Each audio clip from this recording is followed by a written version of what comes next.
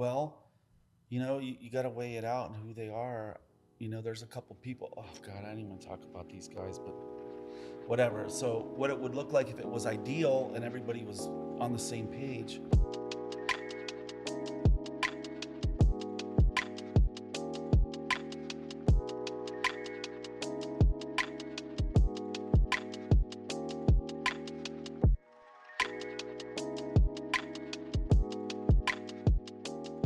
What does an apprenticeship look like? You know what I mean? What does that even look like? Because you touched on that a little bit. Like, no, we don't want to fucking apprentice you. Why would I waste all my time giving you all this like energy and like? It's not just time going forward, but how much time I've taken in the past to accumulate this stuff. But what does that look like now? If you do decide to take someone, right? Oh, well, you got to weigh it out and who they are. There's a couple people. Oh God, I don't even want to talk about these guys, but whatever. So, what it would look like if it was ideal and everybody was on the same page, you would learn needle making, you would learn sterilizing, you would learn cross contamination prevention, you would draw and trace and do hand stenciling, you would draw on the skin with a ballpoint pen and learn how to work with that, and then application with all the different types of needles and the technique associated with it, as it pertains to machine function. You understand troubleshooting in all aspects. Why is the color not going in? What's up with my needles? What's up with the pigment? What's up with this guy's skin? What's up with the healing? It's not just about the drawing or the art, because people want to come in and say, look, I'm a good artist, I can draw. I don't give a fuck about that. Yeah. There's too many preliminary things you're going to have to learn before you start applying any kind of machine, You're not going to pick up a machine for over a year. It don't matter how good you can fucking draw if you can't tattoo with your machine. See, what happens is a lot of people get that ego. So they got a couple months in, they turn them loose. Okay, here's your little machines. You can start doing your thing. A couple months later, they split. There's this one guy that was working at my shop. He comes in one day, he's like, Art, I think that I'm going to quit. This just isn't the place for me. I said, oh yeah? Who gave you the authority? No one told you could quit yet. Who the fuck are you? Who do you think you're talking to?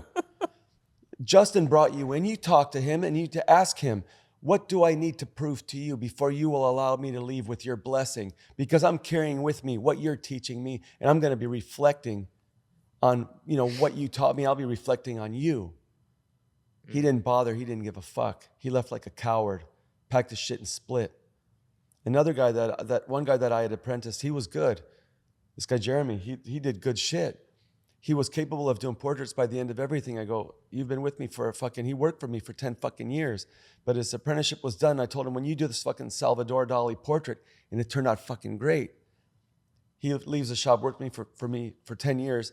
He splits. And then I see him at a convention and I'm like, tell you guys to put bags on their machines. What the fuck are they doing here in a convention being seen by everybody with no bags on their machines? He goes, you tell them. I go, fuck you. They're not my kids, but you were my kid. I fucking raised you, and this is not how you were raised, and it's reflecting on me. So tell those little motherfuckers to put bags on their machines. That's what an apprenticeship looks like. Fuck yeah. You learn respect, not just for who's teaching you, but respect for the trade. You learn how to be resourceful. You're going to learn how to troubleshoot, and you're going to learn how to diagnose. You're going to learn how to talk to clients. You're going to treat clients with respect. You're not going to treat them like you're God's gift to them, because you're not. They're the most important. They sustain your fucking life. Yeah. Not only that, you might meet this guy who's a doctor who's going to remove that node off your fucking ass or take off that goddamn hemorrhoid you got hanging like an obsolete piece of broccoli. He'll take that motherfucker off because you tattooed him good. You made friends with him. You guys gain each other's trust. Because there's more to it than just the art. And I don't give a fuck if you think you can draw. That's the last thing on my fucking mind. There's a lot of people who can't draw that understand technique, who can do portraits, who can do realism, who can do fine line stuff because they understand technique. It's fucking good stuff. It's fucking good stuff. Crazy good. It's real direct, isn't it? Well, and you don't ever get this, Yeah. It's always sugar coated and delivered in a way that doesn't hurt, politically correct. Yeah. So it's fucking awesome. Yeah, and if I had an apprentice that said, if I told him, hey, set up my station, and no, I got a client coming in. What the fuck did you say? You set up my station or pack your shit and get the fuck out now. That's it. You either want it or you don't want it, and you're going to comply. If you really want to learn, you're going to not only learn. It's not about abuse, because we don't do abuse. Most people give us enough respect to where they'll comply because they want to learn. And we've only had a couple people that we taught that turned out pretty cool, you know. But this whole ego and sensitivity shit, it's getting out of hand, and you know what I'm talking about. Oh, I do. No, I grew up. My dad was a sous chef for 22 years of my, the first half of my life, and or a great portion of it. But I started working with him when I was 13. And I learned very quickly the yes chef phrase. There is no chef unless that is what he wants. You know what I mean? And then it's no chef. And I feel like I have, in a lot of ways, we were just talking about that not too long ago. I feel like I have had that part of me. So where I feel like a lot of my passion, my fire came from was the kitchen. And it's awesome to see that firsthand. Cause like Chris said, you don't get this, you know what I mean? It's all super soft, gentle parenting, We're hoping that this isn't a run of the mill sounding something that you're going to put out on your thing. I mean, I hope, because we don't see how other people's are. We haven't, other people's interviews have been on your cool podcast. We haven't seen any because we're not technologically competent to log in. Plus, we don't want to register and follow terms and conditions. Right, yeah, fuck that. Right. So we're hoping that maybe this is a really rad one that you think is a standout, and you can see that this isn't like it's not flimsy, it's not contrived, it's not phony, and it's not something we're putting out to try to be something we're not, because this is 100% us. 100%. 100%. So I hope that this is a rad addition It that is. will bring It's some fucking attention, rad. to this, so that you can keep showcasing tattooing in the light that it should be shown at. Yeah. Whether it's like an artistic aspect, somebody's doing something cool, or this where you have ethical and moral tattoo background. Yeah. And I think that's really a big thing we want to do is help steer the ship in the right direction, and open up dialogue and create conversation that will help get other people thinking. And there's been so much of that, so much of that. And I think that if someone watched this episode and didn't get something and didn't click, there's no hope. You're in the wrong industry, apparently. There's no hope, If it didn't click the first time, listen to it again. Right, yeah. And again, till you get it.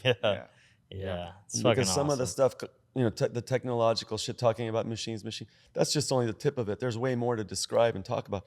But listen to it. If you don't understand it, listen to it again. Get yourself a coil machine, electromagnetic, look at it, and try to realize and associate the things we're saying with it. It wasn't even a full seminar. It was just like little stuff that people should know and understand. Yeah. But look at it and compare and see what your brain will digest from it and understand the basic function of it, because basic understanding grows into bigger understanding. Bigger understanding grows into pieces that are so fucking gnarly. And to look at yourself in the mirror and go, you know what? I'm giving 100%. And I'm getting 100%. And I'm giving it to myself. It's pretty gnarly to do that. Yeah. Mm-hmm. Yeah. If there's a life worth living, it sounds like that is it. You know what I mean? 100%. Fuck. Man, I feel like, man. and to go on, what you were saying, if this is going to be like a standout episode, I feel like a standard has been set a little bit, because we've had some pretty great conversations with folks so far.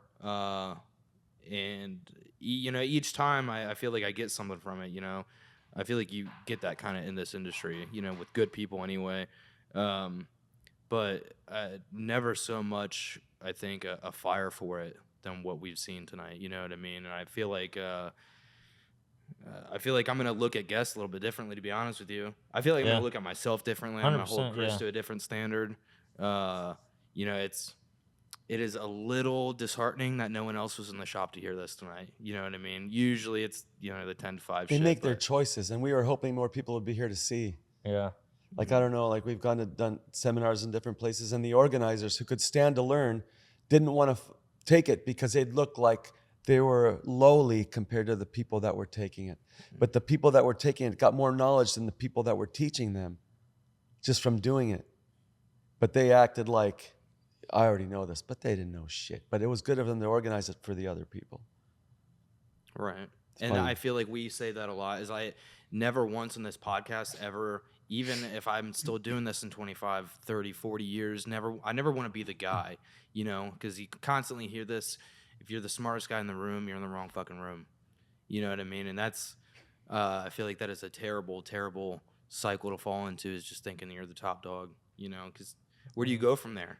You know, where's the excitement after that? Where's the fire go after that? It's gone, right? There's nothing. It's true. Man. Well, shit. Yeah, shit is right. Do you guys have any advice for people getting into it? Yeah, don't do it. It's a long road. Just get out. It's Yeah, a long yeah. road. Let us handle it. We got this. That You know, what do you got? is. You know? That Man. is.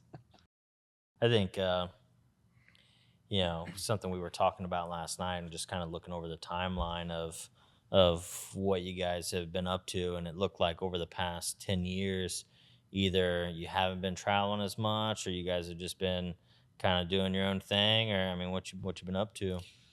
Well, we were doing a lot of stuff. Like we were touring for music, like with various bands. You know, up until 2018, we toured China. We played music there, and saw communism shit firsthand that you wouldn't know, and it mimics U.S. It mimics the U.S. scenario. The U.S. corporation is what it is that runs the show. It mimicked it. We're like, fuck. And then all of a sudden, the whole COVID lie scam that they burned everybody shows up. So we had to sit there and go, what the fuck's going on with this? Because we're not going to do any travel. Yeah. Travel would have meant go through borders. We were supposed to go do a tour and play Europe. No thanks. Not when they're getting all the infrastructure ready to scan people, to check what's your commercial status coming through borders and ports. That's something you got to look into, because when you read about what that means, you're going to flip out. Is your body registered to the system as the asset of whatever so-and-so citizenship you hold? Are you the asset of the corporate country? See, so we thought over the last however long that was, 5-6 years now, we haven't traveled much except to Mexico, where they didn't care one way or the other, because weren't implementing any of that vaccine passport nonsense.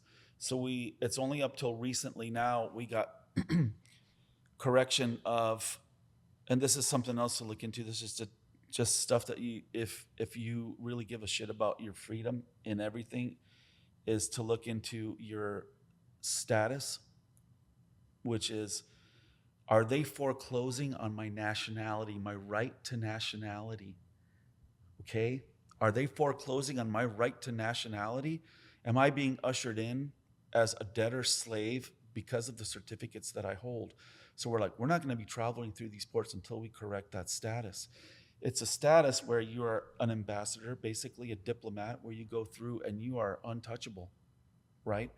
If you could correct it to that point and you knew what you were doing and how to get there, you would do it. Because now you're exempt from all the shit that has to do with foreclosing on your rights, which is what's going on in the world. And this is why we were laying low for the last however many years. You know, still tattooing every day, whatever we got to do to survive, tattooing every day, and other stuff, making machines, whatever. But as far as traveling and laying low, we haven't traveled to a lot of places. Like during the whole COVID scam lie bullshit, we'd call our friends all over, hey man, what's going on in Argentina? Our right-hand man down there, Enrico's like, don't come down here. We got tanks in the street. If I want to go buy groceries, I got to go apply and register at the city hall to get a permit, to get a bus pass, to get on the bus, to go buy my family groceries. Call our friend in fucking France. He's like, I got everything taped up. Like I'm tattooing out of the basement. I'm not leaving to go anywhere. Diego Morales, what are you doing in Spain? Sorry, same shit. I got the windows taped up. I'm tattooing low key after hours, after 8 o'clock at night. You know, where Art was like, we saw that this was a global implementation of what would be a one world system. It has nothing to do with one world order. It doesn't matter. It's one world commercial system. Because it's all banking. It's all banking. It's how each corporate country. They're really corporations that, how do they interact with each other, and what status do the people hold? What status do you hold? If someone said, "Are you a U.S. citizen?" What would you say? Of course, you'd probably say, "Yeah." The fact is, you're not. You weren't born a U.S. citizen. You weren't. The thing is to know the definition of what a citizen is. Mm-hmm. And we could get into this and talk all night about it, but that's why we were laying low trying to figure out, how the fuck do you get jurisdictionally separate? How do you separate yourself from what is going on in the world where you are untouchable in a way where they're going to recognize it, where the people on top are going to recognize, well, you stand your ground. You don't volunteer for bullshit. You don't stick your ass out in the air and go, come fuck it. You don't roll up your sleeve and go, here, give me the shot. You don't. You don't volunteer. And you have the right to not volunteer. The system would not exist unless you volunteer, unless you sign up, unless you register. So we learned all this over the last few years, and now we're to the point where, all right, let's go travel somewhere. Let's go to other countries and see what's up. If they want to try to say something, okay, yeah, well, prove to me that I'm in your jurisdiction. I'm not, sorry. Private international law. It's a whole nother can of beans, but it'll affect your life. If you study it, you'll go, fuck. Welcome to sleepless nights. Right, man. But it all starts making sense, and you start figuring out where it comes from, because they do recognize the value of the man, right? The man, the physical man. This is how you know. Here's my wallet. The wallet that I have inside it contains all the things I need to function in commerce, right? I take this thing, if I need to get a job, let's see your social. Well, people come work for me. I believe they should be the beneficiary of their own labor. I don't need your fucking social. You come here, do your work, you pay the percentage to the entity, you take your fucking percentage home. That's what all this is. You take all this, you throw it aside. Am I still here? Fuck yeah. What's important about me? Well, what's important about me is I create value. How do I know I create value? They recognize my value. Otherwise, they wouldn't ask me for a signature at the bank to create an application for a credit card. Ask me for my signature to make anything happen, because you know what? That signature is my equitable asset. That is me allowing them to do whatever the fuck they want with that instrument. You see what I'm saying? An instrument could be anything. And some of the laws are fucked up. Wait till you hear this shit. I'll lay a real quick one on you. You get a check. That check has no value unless your boss signs it. You flip it over, you're endorsed the back. The bank gets it, not the tellers. They don't give a fuck because they don't realize what this is. But it's not just the boss signs it. He gives it to you, but you can't do anything with it until you sign it. Right. But when you sign it, they look at your signature. They want to see, what kind of signature is this? Is it a protected signature? What does a signature authorize me to do? So when you put your name on there blank, it's an incomplete instrument. It's called a blank signature. You put your name on there. They go, oh, look, Chris just allowed us to do whatever the fuck we want with this. Hey, according to UCC 3-115, I can add numbers and letters. It's an incomplete instrument, isn't it? It's a $5,000 check. Let's add 3 more zeros and put a stamp on the back and write pay to the order of. And let's bundle it with these other pieces of paper, and we'll sell them together as different types of mortgage-backed securities or asset-backed securities, whatever these securities are. And they take these things of value and they say, who needs collateral? And someone says, I need to buy some collateral. Okay, they sell it to them at a discount rate, but it's got your name on it. And you authorized it. You authorized it. You follow what we're saying? Yeah. This is private money. Right. They pool all the assets together and they consider them gifts. That you just gifted them the deposit into the bank of $1,000. They add 2 zeros, put pay to the order of. You authorize them with the free money because you didn't qualify your endorsement. Okay? This is the way the world operates. From the smallest banking to the largest banking, which includes you and your future pledge of your labor to the fucking corporation to take care of their national debt. Right. Okay. So that's where we stand with everything. That's basically in a nutshell. Wow. Who's taking you for a ride? Who's taking the tattoo industry for a ride? Who's doing that? And am I going to participate? No, I don't want to volunteer. You want my signature for what? Okay, I'm going to qualify my endorsement for special deposit only to the bank. Special deposit, under trust. I'm not giving you a general deposit. So you can take this and hypothecate it to make a bunch of dough behind my back out of my signature, and then give me digits on my side of the ledgering, and I'm on the accounts receivable where I owe you as a bank employee. Fuck that, no more. And we throwing that on the ground. Well, what do you got? You got your hands. You can work. You can fucking tattoo. You can trade for anything. That's labor right there. Now we're back to fucking barter. So that's something to think about. That's chapter 2 down the road. Oh yeah. Oh, I like yeah. that. I like Yeah. that. I like that. Yeah. Well, you want to take us out here? Yeah. So Take us out once here. again, Art, Steve, appreciate you guys like a motherfucker. Appreciate you guys. Thanks. Yeah, Yeah. this was Thanks, you guys. This was just great. absolutely fantastic. But wait, give that guy credit because Yeah, said it. absolutely. Brian Brenner of Truth and Ruler. Triumph, a legend. You know, we wouldn't be here if it wasn't for you know, God damn it, fucking words are hard. You know, motherfucker. Appreciate you, dude.